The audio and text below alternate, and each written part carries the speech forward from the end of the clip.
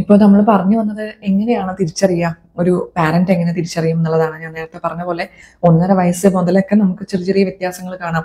പൊതുവേ പാരന്റ്സ് തിരിച്ചറിയാനുള്ള സാധ്യതകൾ എങ്ങനെയാ വെച്ചാൽ 2 3 കുട്ടികൾ ഉണ്ടെങ്കിൽ നടുവിലത്തെ കുട്ടിക്ക് അല്ലെങ്കിൽ അവസാനത്തെ കുട്ടിക്ക് മറ്റുള്ള കുട്ടികളെ പോലെയല്ല വളർച്ച എങ്കിൽ നമുക്കൊരു സംശയം തോന്നി വരാറുണ്ട്.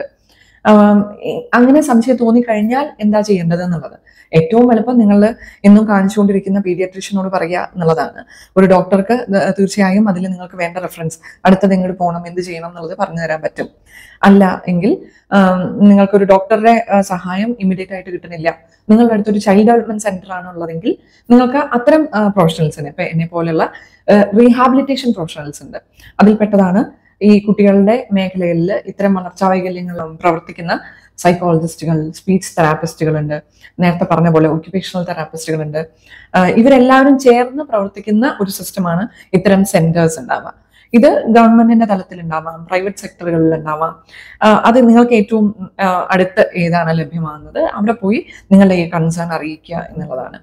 പിന്നെ ഇത് നമ്മൾ റൂൾ ഔട്ട് ചെയ്യുന്നതിന് മുന്നേ, ഓട്ടിസം സ്പെക്ട്രം ഡിസോർഡർ ആണോ എന്ന് റൂൾ ഔട്ട് ചെയ്യുന്നതിന് മുന്നേ മിക്കപ്പോഴും പാരന്റ്സ് പറയുന്നതാണ്, കുട്ടി വിളിച്ചാൽ തിരിഞ്ഞു നോക്കണില്ല, പേര് വിളിച്ചാൽ തിരിഞ്ഞു നോക്കണില്ല എന്നുള്ളപ്പോൾ നമ്മൾ നാച്ചുറലി ആദ്യം എന്താ സംശയിക്കുക, കുട്ടിക്ക് ചെവി കേൾക്കുന്നുണ്ടോ എന്ന് സംശയിക്കും അല്ലെ.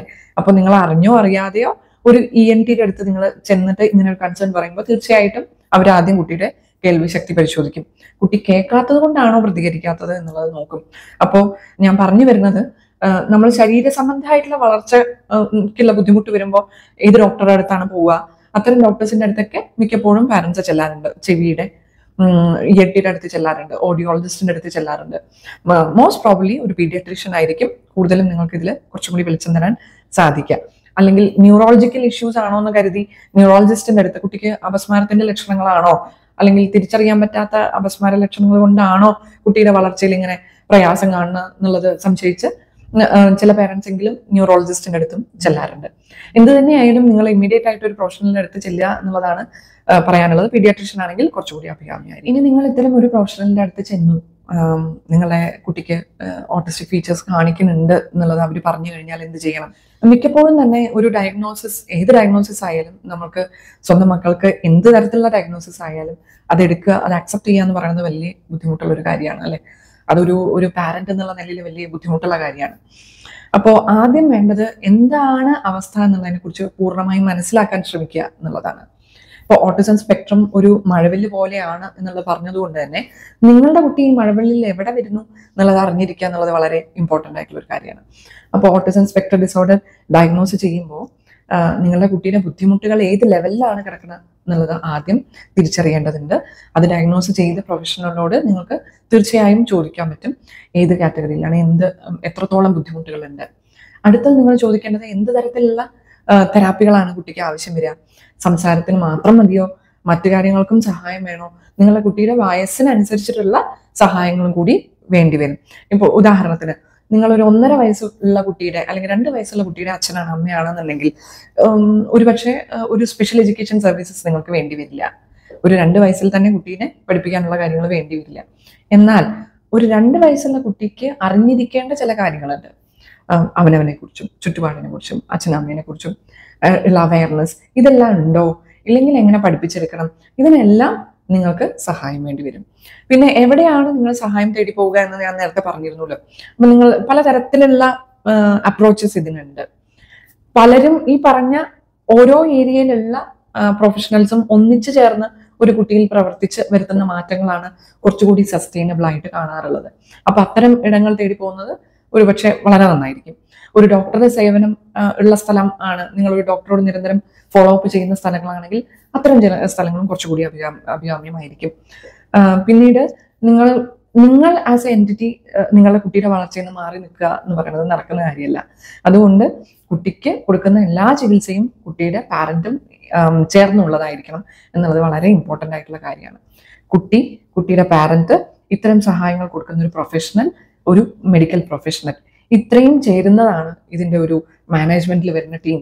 ഇനി അടുത്ത ഘട്ടത്തിൽ നിങ്ങൾ സ്കൂളിലേക്ക് കിടക്കുമ്പോൾ സ്കൂളിലത്തെ പ്രൊഫഷണൽസ്, അതായത് ടീച്ചേഴ്സും ഇതിൽ ഇൻക്ലൂഡഡ് ആവും.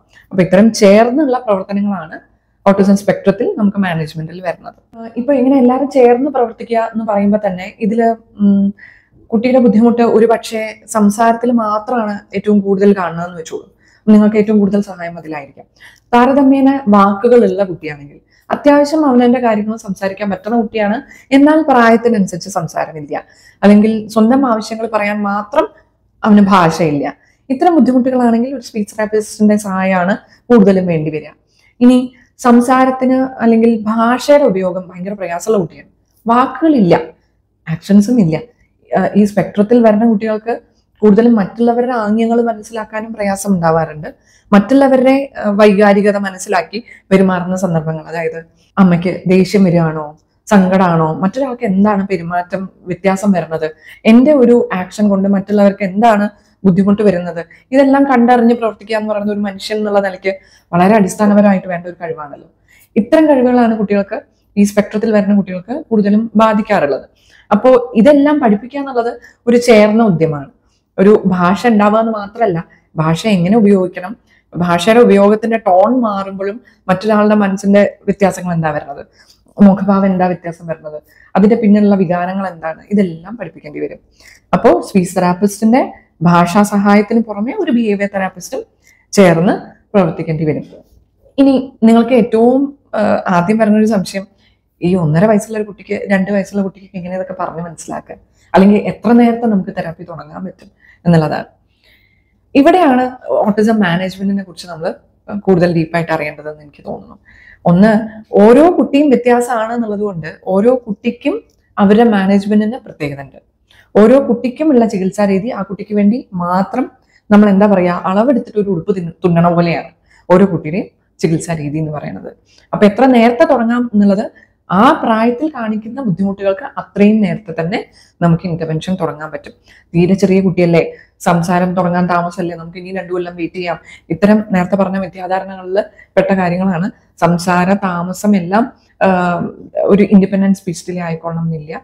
അതുകൊണ്ട് എത്രയും നേരത്തെ ഇന്റർവെൻഷൻ കൊടുക്കുക എന്നുള്ളതും വളരെ ഇമ്പോർട്ടൻ്റ് ആണ്. കുട്ടിയുടെ സംസാരം അല്ലെങ്കിൽ സംസാരശേഷി, ആശയവിനിമയ ശേഷി എങ്ങനെ വർദ്ധിപ്പിക്കുക, പാരൻസിന് എന്താ ചെയ്യാൻ പറ്റുക, ഇത് പൊതുവിൽ ഉണ്ടാവുന്ന ഒരു സംശയമാണല്ലേ.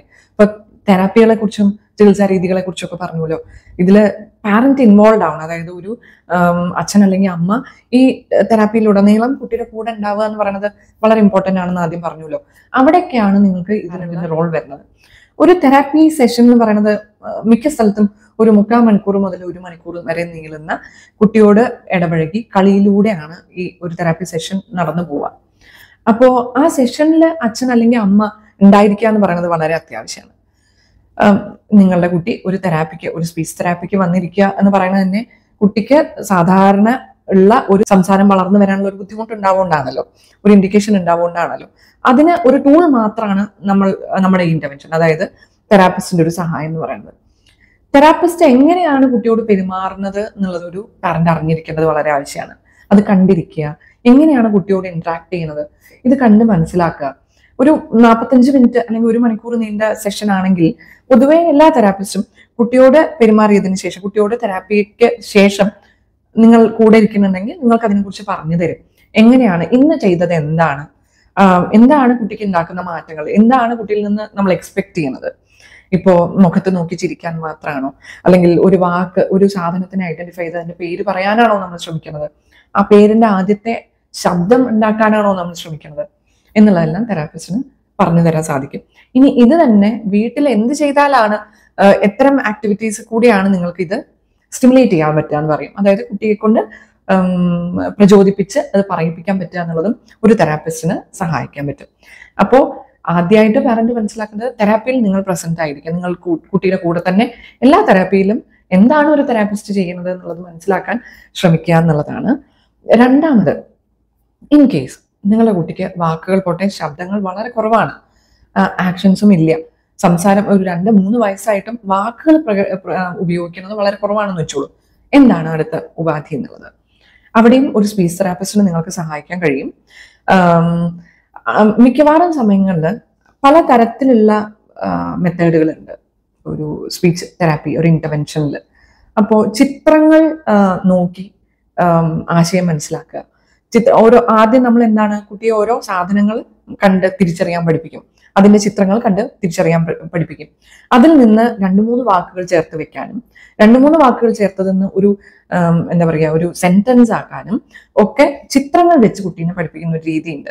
അപ്പൊ എന്ത് ചെയ്യും, വാക്കില്ലാത്ത കുട്ടി ചിത്രങ്ങൾ നമ്മൾ അടുക്കി വെക്കുമ്പോൾ അതിൽ തൊട്ട് കാണിക്കാൻ പഠിപ്പിക്കും. അല്ലെങ്കിൽ ചിത്രങ്ങൾ ഒരു അടുക്കുന്ന് അവന് വേണ്ട ചിത്രം തിരഞ്ഞെടുത്ത് വെക്കാൻ പഠിപ്പിക്കും. ഈ ചിത്രങ്ങൾ ഒതുക്കി വെക്കുന്നതോറും ഒരു സെന്റൻസ് ആവും. കാണുന്ന ആൾക്ക് ഇതെന്താണ്. ഇപ്പൊ ഉദാഹരണത്തിന് ഐ വാണ്ട് വാട്ടർ, ഐ എന്നുള്ളതിന് ഒരു പ്രത്യേക ചിത്രമാണെന്ന് കുട്ടീനെ പഠിപ്പിക്കും. വാണ്ട് എന്നുള്ളതിന് പഠിപ്പിക്കും. അപ്പുറത്ത് വെക്കേണ്ട സാധനങ്ങൾക്ക് ഒരു ലിസ്റ്റ് പഠിപ്പിക്കും. അപ്പോൾ ഐ വാണ്ട് എന്ന് പറയാൻ പറ്റുന്ന ഒരു കുട്ടിക്ക് അപ്പുറത്തുള്ള 3ാമത്തെ നിരയിലുള്ള എന്ത് ചിത്രം വെച്ചാലും എനിക്കൊരു സാധനം കിട്ടും എന്നുള്ള മനസ്സിലാക്കൽ വരുന്നതോറും കുട്ടി ചിത്രങ്ങൾ വെച്ച് കമ്മ്യൂണിക്കേറ്റ് ചെയ്യാൻ തുടങ്ങും. ഇതെല്ലാം ഓരോ കുട്ടിയുടെയും കഴിവിനനുസരിച്ചിട്ടാണ്. ഓരോ കുട്ടിക്ക് എത്രത്തോളം ലാംഗ്വേജ് യൂസ് ചെയ്യാൻ പറ്റും, എത്രത്തോളം ബുദ്ധിമുട്ടുകളുണ്ട് എന്നുള്ളതിനനുസരിച്ചിട്ടാണ് ഏത് തരത്തിലുള്ള കമ്മ്യൂണിക്കേഷൻ സിസ്റ്റമാണ് കുട്ടിക്ക് ഇൻട്രൊഡ്യൂസ് ചെയ്യുക എന്നുള്ളത്. ഇനി അടുത്ത ഒരു ലെവലില് ചിത്രങ്ങളൊക്കെ കഴിഞ്ഞു, അല്ലെങ്കിൽ കുറച്ചും കൂടി കുട്ടിക്ക് ഡിജിറ്റലി ആക്സസിബിൾ ആയിട്ടുള്ള സാധനങ്ങളുള്ള കുട്ടിയാണ്, ഐപാഡ് ഉപയോഗിക്കാൻ കുറച്ചും കൂടി ഇൻട്രസ്റ്റ് കാണിക്കേണ്ട കുട്ടിയാണെങ്കിൽ ഇതേ സാധനം ഒരു സോഫ്റ്റ്വെയർ രൂപത്തിൽ നമ്മൾ കുട്ടിക്ക് ഇൻട്രൊഡ്യൂസ് ചെയ്യും. അപ്പൊ നിങ്ങൾ കൈകൊണ്ട് ചിത്രങ്ങൾ എടുത്തു വെക്കുന്ന സ്ഥാനത്ത് ഈ സോഫ്റ്റ്വെയറിൽ കുട്ടി തൊട്ട് കാണിക്കും ഓരോ ചിത്രവും. അപ്പോൾ സോഫ്റ്റ്വെയർ കുട്ടിക്ക് വേണ്ടി സംസാരിക്കും. അപ്പോൾ തൊടുന്ന ചിത്രത്തിനനുസരിച്ചിട്ടുള്ള വാക്കുകൾ ഈ സിസ്റ്റം അല്ലെങ്കിൽ ഈ ഐപാഡ് അല്ലെങ്കിൽ ഫോൺ പുറത്തേക്ക് പുറപ്പെടുവിക്കുമ്പോൾ നാച്ചുറലി അപ്പുറത്ത് നിൽക്കുന്ന ആൾക്ക് കുട്ടി എന്താണ് ഉദ്ദേശിക്കുന്നത് എന്നുള്ളത് മനസ്സിലാവും. അങ്ങനെ ഒരുപാട് ടെക്നോളജിക്കൽ അഡ്വാൻസ്മെന്റ്സ് ഈ ഏരിയയിൽ നടക്കുന്നുണ്ട്. അപ്പോൾ സോഫ്റ്റ്വെയർസ് വരുന്നുണ്ട്, എന്താ പറയുക AACs എന്ന് പറയും, കുട്ടികളെ സംസാരിക്കാൻ സഹായിക്കുന്ന സിസ്റ്റംസ് ഉണ്ട്. അതെല്ലാം നമ്മൾ ഓരോ കുട്ടിക്കും എന്താണോ ആവശ്യം അതിനനുസരിച്ച് ഒരു സ്പീച്ച് ലാംഗ്വേജ് പെത്തോളജിസ്റ്റ് നിങ്ങൾക്ക് പറഞ്ഞു തരുന്നതാണ്. ഇൻ കേസ് നിങ്ങളുടെ കുട്ടിക്ക് ഇങ്ങനെ ഒരു സാധനം ഇൻട്രൊഡ്യൂസ് ചെയ്യാണ് എന്നുണ്ടെങ്കിൽ ഇതെങ്ങനെയാണ് ഉപയോഗിക്കുക എന്നുള്ളത് തെറാപ്പിസ്റ്റ് നിങ്ങൾക്ക് പറഞ്ഞു തരും. ഒരു മാതാപിതാവ് എന്നുള്ള നിലയ്ക്ക് നിങ്ങൾ ചെയ്യേണ്ടത് അത് കുട്ടി ജീവിക്കുന്ന എല്ലാ പരിതസ്ഥിതിയിലും ഉപയോഗിക്കുക എന്നുള്ളതാണ്. ഇപ്പോൾ മിക്കവാറും നമ്മൾ തെറാപ്പി സെഷനിൽ കാണാറുള്ളത് എന്താ വെച്ചാൽ ചിത്രങ്ങൾ വെച്ച് നമ്മൾ തെറാപ്പിയിൽ കുട്ടി കമ്മ്യൂണിക്കേറ്റ് ചെയ്യും. പക്ഷെ വീട്ടിൽ ചെല്ലുമ്പോൾ ഈ വിഷ്വൽ സ്കെഡ്യൂളിനോ അല്ലെങ്കിൽ പെക്സിനോ അല്ലെങ്കിൽ അതിന്റെ കാർഡുകൾ, ഈ ചിത്രത്തിന്റെ കാർഡുകൾ ഉണ്ടല്ലോ, അത് വീട്ടിൽ അവൈലബിൾ അല്ല. കുട്ടിയുടെ കയ്യിൽ അവൈലബിൾ അല്ല എന്നുണ്ടെങ്കിൽ അതിന്റെ ഉപയോഗം അവിടെ നടക്കണില്ല. കുട്ടിക്ക് വേണ്ട സമയത്ത് ഇത് ഉപയോഗിച്ച് കമ്മ്യൂണിക്കേറ്റ് ചെയ്യാൻ പറ്റാതെ വരും. അപ്പൊ ഇത്തരം ആക്സസിബിലിറ്റി കൂട്ടുക, കുട്ടിക്ക് പറഞ്ഞു തരുന്ന തെറാപ്പിസ്റ്റ് നിർദ്ദേശിക്കുന്ന മാർഗങ്ങൾ കുട്ടി ജീവിക്കുന്ന എല്ലാ പരിതസ്ഥിതിയിലും ഉപയോഗിക്കാനുള്ള അവസരം ഉണ്ടാക്കി കൊടുക്കുക എന്നുള്ളതൊക്കെയാണ് ഒരു പാരന്റ് എന്നുള്ള നിലയിൽ നിങ്ങൾക്ക് ചെയ്യാൻ പറ്റുന്ന കാര്യങ്ങൾ. തീർച്ചയായിട്ടും ഇത്തരം പ്രൊഫഷണൽസിന്റെ സഹായം മാതാപിതാക്കൾ ചോദിച്ച് വാങ്ങുന്ന വേണം. അപ്പൊ കുട്ടിയെ തെറാപ്പിക്ക് വിടുക എന്നുള്ളത് മാത്രമല്ല, ഒരു തെറാപ്പിയുടെ ആത്യന്തികമായിട്ടുള്ള ഒരു ഉദ്ദേശം എന്ന് പറയുന്നത് കാലാകാലം തെറാപ്പിയോട് അടിമപ്പെട്ട് കുട്ടീനെ ഇരുത്തുക എന്നുള്ളതല്ല.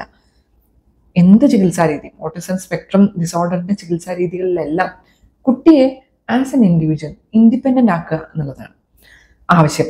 സ്വന്തം കാര്യങ്ങൾ തിരിച്ചറിയാനും നേടാനും പറഞ്ഞു നേടാനും നമ്മളുടെ ഈ സമൂഹത്തിൽ ജീവിച്ച് പിടിച്ചു നിൽക്കാനുമുള്ള കഴിവുകൾ ഉണ്ടാക്കിയെടുക്കലാണ് തെറാപ്പിയുടെ ഉദ്ദേശം.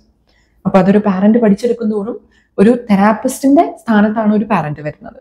അപ്പോൾ കാലാകാലത്തോളം കുട്ടിയെ സഹായിക്കാൻ ഒരു പാരന്റിന് ഇത്തരം കാര്യങ്ങൾ ശ്രദ്ധിച്ചാൽ പറ്റുമെന്ന് തോന്നുന്നു.